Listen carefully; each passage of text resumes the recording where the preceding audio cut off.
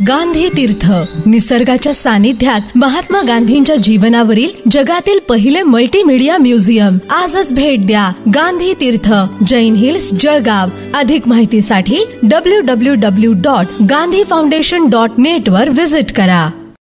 चाहेंगे आप जलगांव जिले में आमदार भी रहे हैं, खासदार भी रहे हैं, कार्यकाल पूरा हो रहा है 5 वर्षों का लोकसभा का. जब आप पीछे पलट के देखते हो अपने राजकीय कार्यक्रम में, तो आप किस तरह से कितने समाधानी हैं, या वो कौन से काम है जिसका आपको खुद को समाधान लगता है कि मैंने जलगांव जिला वासियों के लिए कहा है? क्योंकि हमेशा आपने ये कहा है कि व्यक्ति नहीं पक्ष बड़ा है और साथ ही में इंसान नहीं देश बड़ा है, ये आपकी हमेशा से सोच रही है. तो पिछले 5-8 वर्षों में आप अपने कारकिर्दी को किस तरह से देखते हैं और क्या समाधान है? निश्चित स्वरूप से मैं हमेशा बोलता हूं कि जिंदगी में विधायक बनना, सांसद बनना ये मकसद नहीं था, ये हेतु नहीं था, ये साधन है. मैं हमेशा बोलता हूं कि विधायक, सांसद ये साधन है. साधन के रूप में हम क्या खड़ा कर सकते हैं व्यवस्था. तो मुझे खुशी है कि being as a MLA, being as a MP, irrigation के लिए बड़े प्रोजेक्ट्स को कंप्लीट करना, रेलवे स्टेशन को अमृत स्टेशन में लाके एयरपोर्ट के तरीका. Jalgaon is the only one constituency in the Maharashtra कि 1 नहीं, 2 नहीं, 5 स्टेशन अमृत स्टेशन में. साथ ही साथ 3rd लाइन, 4th लाइन करके कनेक्टिविटी को बढ़ाना. जो पाचोरा जामनेर बोदोड़ का कॉरिडोर, गुड्स कॉरिडोर बना के इंडस्ट्री को बढ़ावा देना. गिरना परिक्रमा करके गिरना योद्धा के साथ लोकल इश्यूज को ग्लोबल करना, ग्लोबल इश्यूज को लोकल में लाना. मुझे लगता है कि योजना पहुंचाने वाला, we are the bridge in between the people and the government. हमेशा बोलता हूं कि सांसद और विधायक, हम लोग बाजार में घूमने वाला कोई एक आइटम नहीं है. हम लोग जिम्मेवार सरकार और पब्लिक के बीच का दुआ है.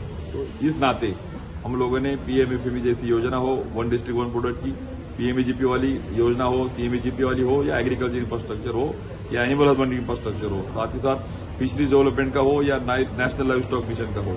सबसे ज्यादा उम्मीद अभियान से नारी शक्ति को आगे लाने का प्रोजेक्ट हो.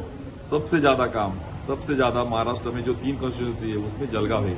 और मुझे खुशी है कि देश के सबसे बड़े मंदिर में मुझे मेरे लोगों ने 4,11,000 लीड से मुझे भेजा है.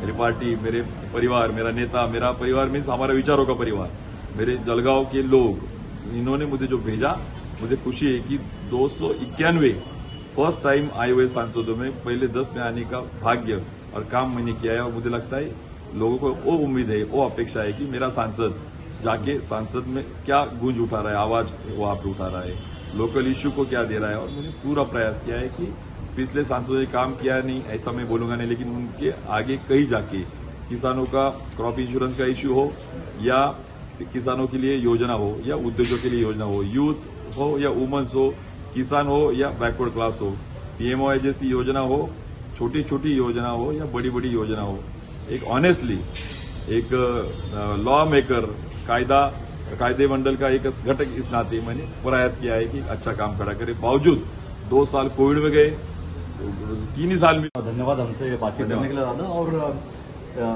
आपने कहा कि work locally but connect globally. एक छोटे से देहात से एक 40 गांव का नवयुवक आगे आता है, और जैसा कि आपको बताया कि 550 लगभग खासदारों में से ये व्यक्ति, ये खासदार टॉप 10 में आता है. ये उनके लिए नहीं, ये हम समस्त जलगांव वासियों के लिए एक अभिमान की बात है. तो हम एक प्रेरणा जरूर ले सकते हैं कि छोटे से देहात से आगे एक इंजीनियर बनके, फिर खासदार बनके किस तरह से एक व्यक्ति अपनी प्रगति कर सकता है. निश्चित रूप से एक राजकारण विरहित राजकारणी, सभी को विनम्रता से मिलने वाला, सभी में घुल मिल जाने वाला एक खासदार के रूप में आपकी पहचान हमेशा मन मस्तिष्क में रहेंगी. एक अलग छाप दादा ने अपने कार्यकाल में छोड़ी है, इसलिए आपको अभिनंदन भी करते हैं, आपका स्वागत भी करते हैं, धन्यवाद भी करते हैं, और अगले आपके राजकीय वाटचाल के लिए शुभेच्छाएं देते हैं. Thank you.